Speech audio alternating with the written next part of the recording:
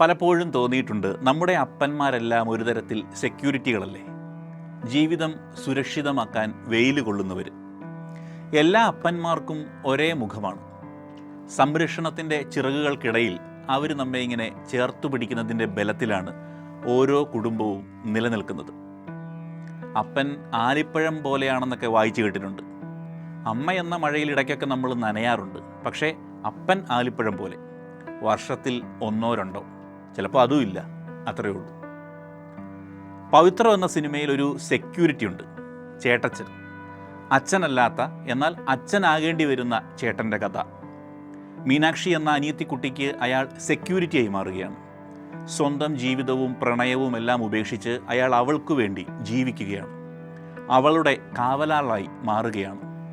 വല്ലാത്ത ഇഷ്ടവും വേദനയും തോന്നും പവിത്രം കാണുമ്പോൾ. പവിത്രം സിനിമയിൽ ഒരു ഇഷ്ട രംഗമുണ്ട്.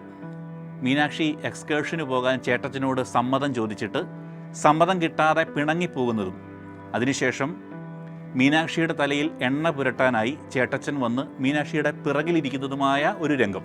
അച്ഛനൊരു പഴഞ്ചൻ മട്ടുകാരനല്ലയോ, ഈ എക്സ്കേർഷൻ്റെയും കുന്തത്തിൻ്റെയും കാര്യമൊക്കെ പറഞ്ഞാൽ അവിടെ പിടിക്കത്തില്ല, അപ്പോൾ വായി തോന്നുന്നതൊക്കെ പറയും എന്നും പറഞ്ഞ് പാത്രത്തിൽ നിന്ന് കൈകളിലേക്ക് എണ്ണ പകർത്തി മീനാക്ഷിയുടെ മുടിയിഴകളിൽ എണ്ണ മെല്ലെ തേക്കുമ്പോൾ അവൾ നീരസം പ്രകടിപ്പിക്കുന്നതും, അപ്പോൾ ഈ എണ്ണ പുരട്ടിത്തരുന്നത് അച്ഛനല്ല ചേട്ടനായെന്ന് ചേട്ടച്ചൻ പറഞ്ഞിട്ടും പിണക്കം മാറാതെ എണ്ണ പുരട്ടാൻ സമ്മതിക്കാതിരിക്കുന്ന മീനാക്ഷിയോട് വീണ്ടും അച്ഛൻ അറിയാതെ നിന്നെ ഞാൻ എല്ലായിടവും കൊണ്ടുപോയി കാണിച്ചു തരാം എന്ന് പറഞ്ഞ് മീനാക്ഷിയുടെ തലയിൽ കൈവച്ച് സത്യം ചെയ്ത് പതിയെ മുടിയിൽ എണ്ണ പുരട്ടുന്നതും, ചേട്ടത്തിയുടെ കാര്യം വീണ്ടും പറയുമ്പോൾ വീണ്ടും മീനാക്ഷിയോട് ദേഷ്യപ്പെട്ടിട്ട് ഉടനെ അച്ഛനെന്ന് ചേട്ടച്ചൻ പറയുന്ന രംഗം.